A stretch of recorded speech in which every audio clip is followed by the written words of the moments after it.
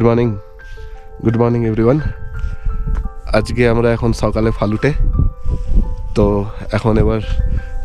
এখন বাজে সকাল 6টা প্রায়। তো এদিক থেকে এবার সানরাইজ হবে।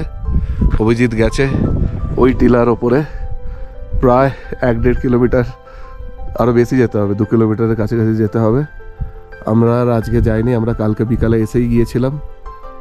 তো আজকে অভিজিৎ গেছে সকালে ভোরবেলা 5:30টার সময় ঘুম থেকে উঠে। তো আমরা এখন এই দিক থেকে সানরাইজ দেখব। আর এইটা হচ্ছে আমাদের জিটিএ ট্রেকার্স হাট। রুমটা দারুণ, এই যে সূর্য উঠে যাচ্ছে, খুব সুন্দর ভিউ। ফালুট থেকে সূর্যোদয়। এই যে সঞ্জীবদা রেডি হয়ে বেরিয়ে পড়েছে।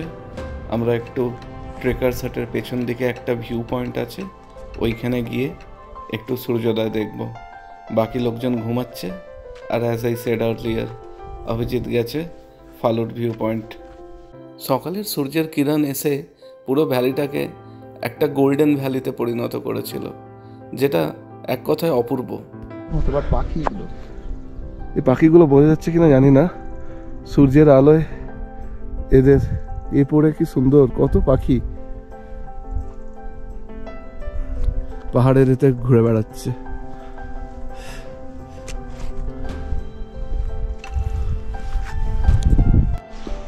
ছোট্ট বিড়াল এসে গেছে। হ্যালো,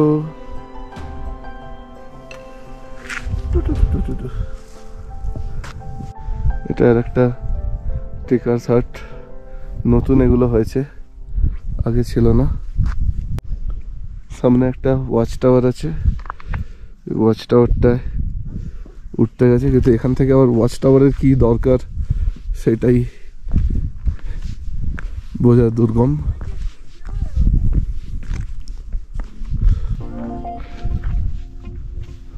যেটা ওয়াচ টাওয়ার, যে পাখি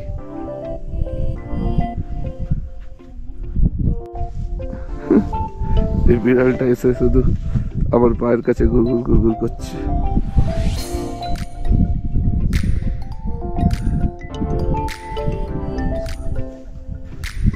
এবার ফিরবো, ফিরে ব্রেকফাস্ট করে আমাদের আজকের জার্নি শুরু হবে।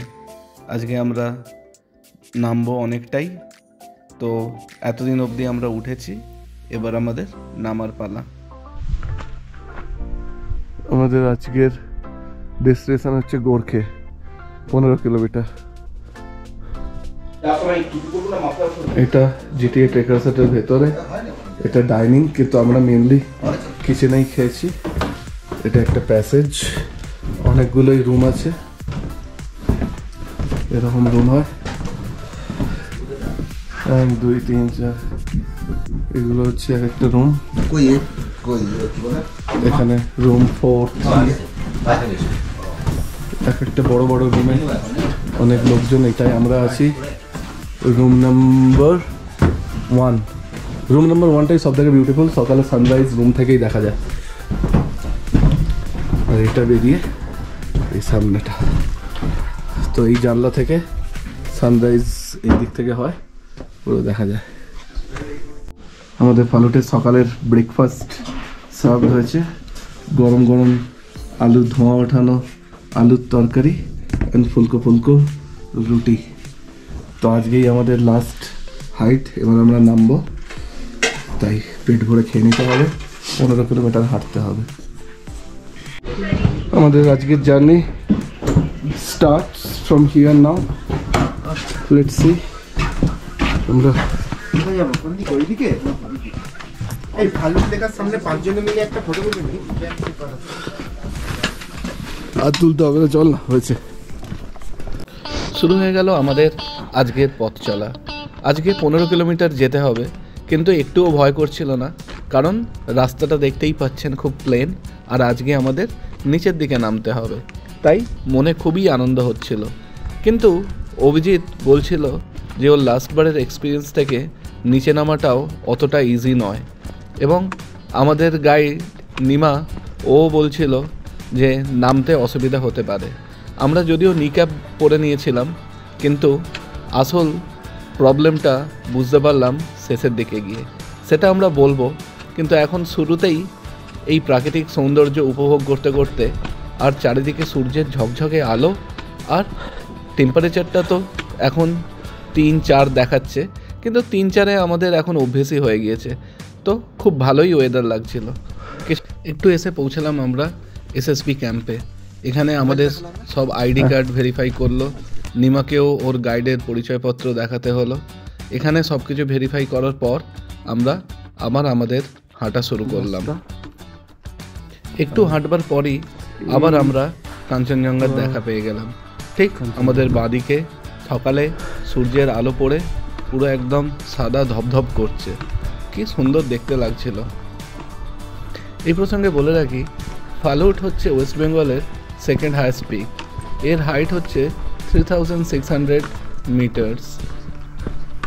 আর আপনারা যদি ফালুটে আসতে চান তাহলে এর আসার দুটো টাইম আছে। একটা আমরা যে টাইমে এসেছি, এখন এলে চারিদিকে বরফ দেখা যায়, আর না হলে হচ্ছে মে-জুন মাসে।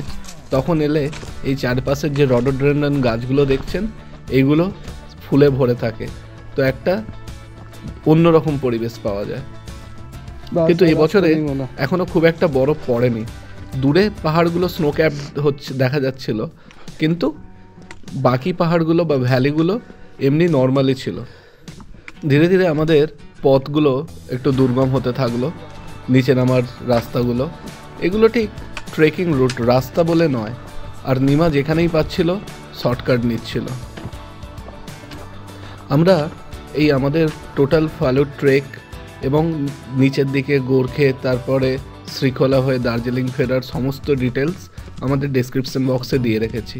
আর আগের ভিডিওগুলো যদি দেখে না থাকেন তাহলে তার লিঙ্কও এই ডেসক্রিপশনে দেওয়া আছে, তো চাইলে এর আগের এপিসোডসগুলো দেখে আসতেই পারেন। যাকে কথা বলতে বলতে আমরা পৌঁছে গেলাম আমাদের আজকের প্রথম ডেস্টিনেশনস আলুবাড়িতে। এটা হচ্ছে ফরেস্টের ভেতরে একটা ছোট্ট এদের একটা হাট আছে। এখানে ফরেস্টের যারা কাজ করে বা যারা কেয়ারটেকার তারাই থাকে। তো এখানে ছোট কিছু দোকানও ছিল। তো আমরা এখানে আমাদের পৌঁছে আমাদের ফার্স্ট সকালের ব্রেক এখানেই নিলাম। প্রায় 5 কিলোমিটার হেঁটে ফেলেছি ফ্রম ফালুট টিল আলুবাড়ি, এবং আমাদের সময় লেগেছে 1.5 ঘন্টার মতো। এখান থেকে আমরা একটু সকালের চাটা আর একবার খেয়ে নেব, তারপরে আবার রওনা দেব গোর্খের উদ্দেশ্যে।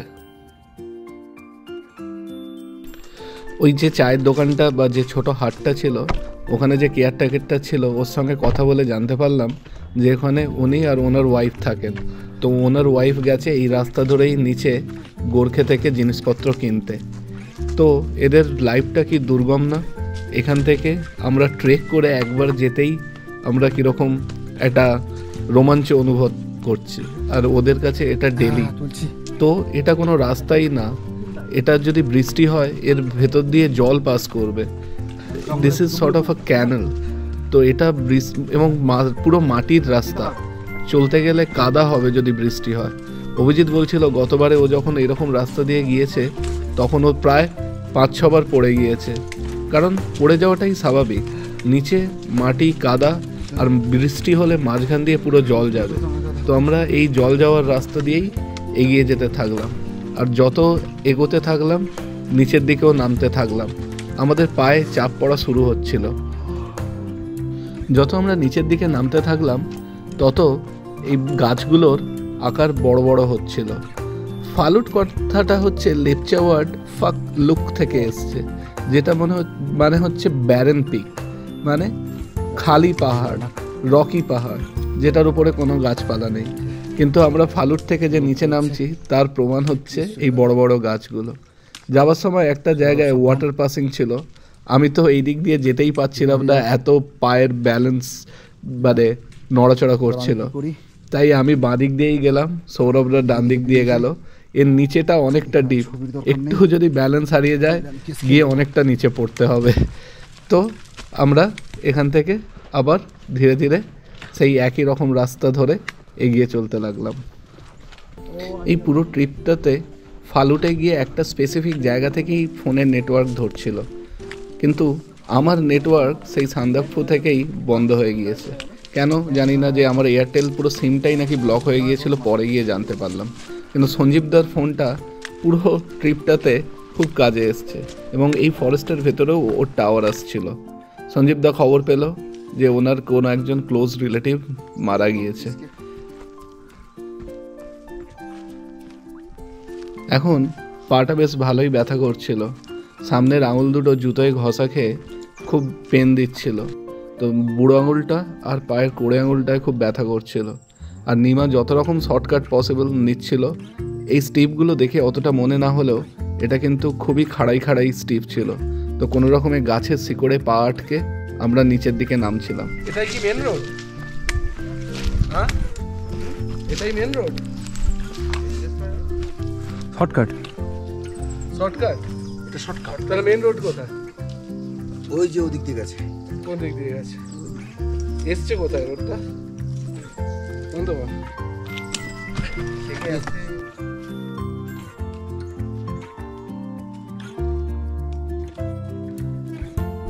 আস্তে আস্তে নামো।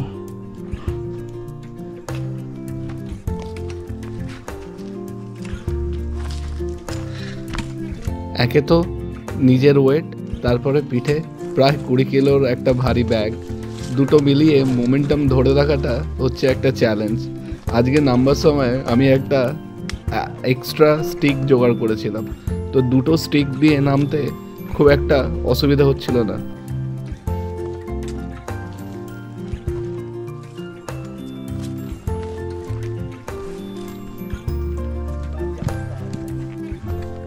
নাও নিচে গিয়ে পুরো ছেঁড়া কাপড় টাপড় দিয়ে দাও।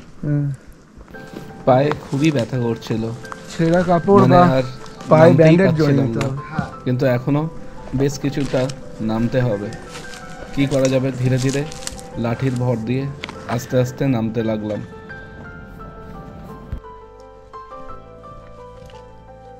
এই নিচে নামার সময় পায়ের সামনের দিকটায় চাপ পড়ে।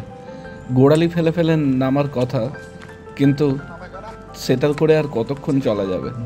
যাকে পাগুলো এরকম সাইড করে করে আমরা নামতে থাকলাম, যাতে পায়ের প্রেসারটা কম পড়ে। We have reached almost গোরখে। আমরা এখন উপরে আছি পাহাড়ে, অনেকটা নেমে নিচে গোরখে। এইটা হচ্ছে জিটিএ টেকার্স হাট। ফাইনালি আমরা নিচে নেমে এসেছি, আর Scenic এখান village। থেকে একটা নদী ক্রস করতে হবে। ব্রিজটা ভেঙে গেছে, তাই আমরা এই পাথরের মধ্যে দিয়ে গিয়ে একটা টেম্পোরারি কাঠের ব্রিজ পার করে যাব হচ্ছে জিটিএ ট্রেকার্স হাট, যেটা আমাদের রাত্রে থাকার জায়গা। সুন্দর একটা, এটা হচ্ছে ইন্ডিয়ান গভর্নমেন্টের একটা মডেল ভিলেজ। তো এখানে সামনে একটা নদী আছে, এই নদীর ব্রিজটাও ভেঙে গেছে। যেটা মানে ফার্স্ট প্রতিক্রিয়া। দীর্ঘ জার্নির পর আমরা ফাইনালি গোরখেতে লালিগুড়াস হোমস্টেতে পৌঁছে এই রাত্রের ডিনার করলাম এই সুন্দর খাবারগুলো দিয়ে। আর আমাদের রাত্রে ছিল চিকেন আর রুটি। এইটা খেয়ে আমরা আজকে আমাদের দিন শেষ করলাম। তো নেক্সট ব্লগে আমরা গোরখে ঘুরিয়ে দেখাবো। Till then, good bye.